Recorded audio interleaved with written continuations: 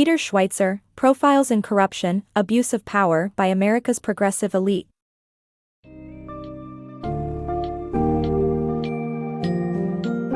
In Profiles in Corruption, Abuse of Power by America's Progressive Elite, Peter Schweizer presents an eye-opening look at the political careers of prominent American progressives. The book offers insights into how these politicians, including Kamala Harris, Cory Booker, Elizabeth Warren, and Bernie Sanders, have leveraged friendships and connections with powerful figures to further their careers and cover up misdemeanors. Schweizer delves into the duplicitous practices, corruption, and hypocrisy in their rise to power, exposing the hidden maneuvers and deals made along the way.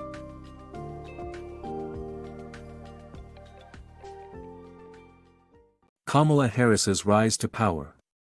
Kamala Harris, a senator from California and former attorney general, has been referred to as the female Barack Obama. However, her success may be attributed to favors from a corrupt political machine. Harris became intertwined with Willie Brown, a powerful politician, resulting in new political appointments, increased pay, and connections for Harris. When Brown was mayor of San Francisco, he supported Harris's campaign to become district attorney. Harris's willingness to be tough on crime is in question, as she remains silent in cases involving political supporters. An instance of her selective prosecution was a child abuse scandal involving the Catholic Church. Though she inherited the case and received unprecedented donations from the church during her campaign, she never pursued a single case against abusive priests during her tenure as district attorney. Kamala Harris, a puppeteer of political power. Kamala Harris, a former attorney of California and the current junior senator, meticulously leverages her political affiliations to climb the ranks in the corrupt California political machine. Her rise to power is marred by her discreet involvement in cover-ups of her influential friends' misdemeanors. One of the most alarming cases was Harris's refusal to pursue allegations of child abuse against Catholic priests while she was the district attorney in San Francisco, despite receiving donations from the Catholic Church during her campaign. Cory Booker's true character. Mayor Cory Booker is often praised for his heroic actions, but his true character and intentions may not be as pure as they seem. Despite portraying himself as a champion for the people of Newark, Booker's actions suggest that he cares more about his image than the lives of his constituents. This is evident in his mishandling of the snow plowing crisis, his questionable tent protests, and his money-driven interests. His focus on gaining financial aid from certain organizations and causes has also led him to neglect his job as a mayor. While Booker speaks out against corruption, his actions suggest otherwise. Elizabeth Warren's troubled history. Elizabeth Warren's political career and academic success have been tainted by her false claims of Native American heritage and financial opportunism. Prior to her appointment as Massachusetts Senator, Warren was a Harvard professor specializing in bankruptcy law.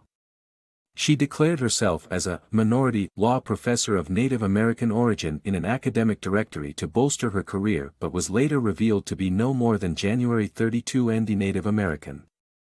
By misrepresenting her race, both the University of Pennsylvania and Harvard Law School could tout her as a minority faculty member, with Harvard even boasting of her as its first woman of color. Warren's reputation as an advocate for people of color and working-class Americans is called into question as she advised on various legal cases that contradicted that stance. Warren was influential in advising Congress on bankruptcy laws in the mid-1990s. The resulting laws allow large corporations to avoid liability and shield themselves from lawsuits by declaring bankruptcy. One of the companies that sought Warren's consultancy was LTV Steel. In public appearances, Warren criticized the company's treatment of employees, but privately, she charged $10,000 to help LTV avoid legal liabilities. Warren's lies about her heritage and financial opportunism raised doubts about her credibility and political ethics. Sherrod Brown, the progressive betrayer. Sherrod Brown is a U.S. senator known for advocating workers' rights and promoting progressive policies.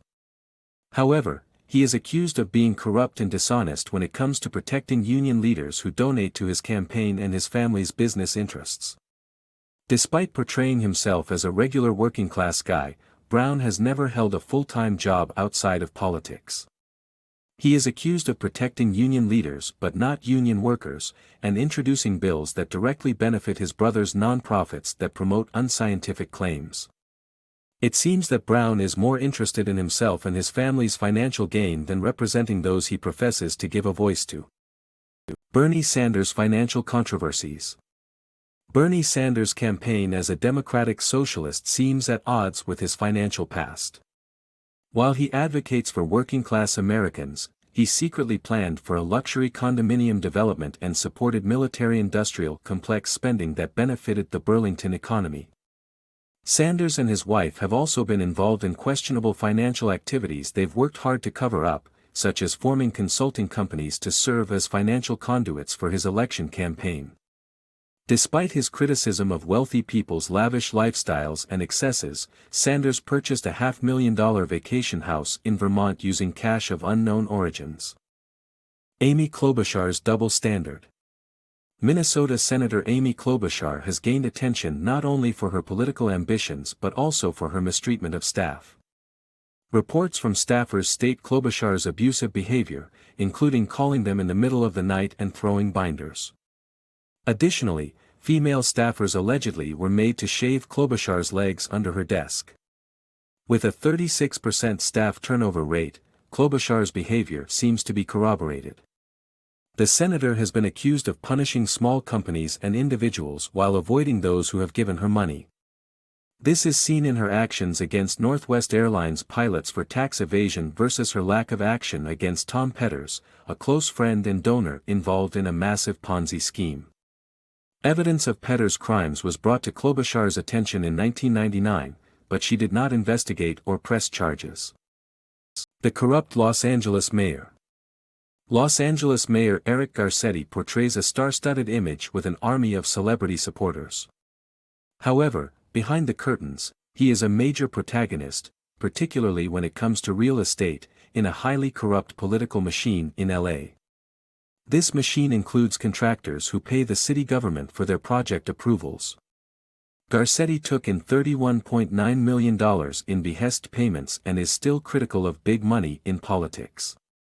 He happily welcomes that money into his own pocket.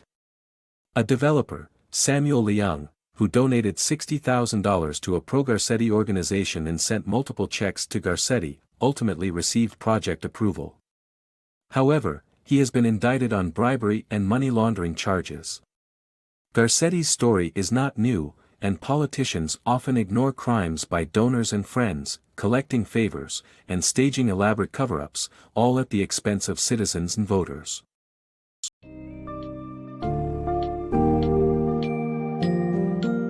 After exploring the startling revelations about America's progressive elite, the book's key takeaway is the widespread corruption and abuse of power among politicians on their ambitious road to the top. Many of these progressives, despite their public persona, have engaged in secret deals, questionable financial activities, and turned a blind eye to the misdeeds of their benefactors, ultimately betraying the trust of the citizens they are supposed to represent. Profiles in Corruption serves as a call for transparency, accountability, and an end to the double standards and hypocrisy that plague the political landscape.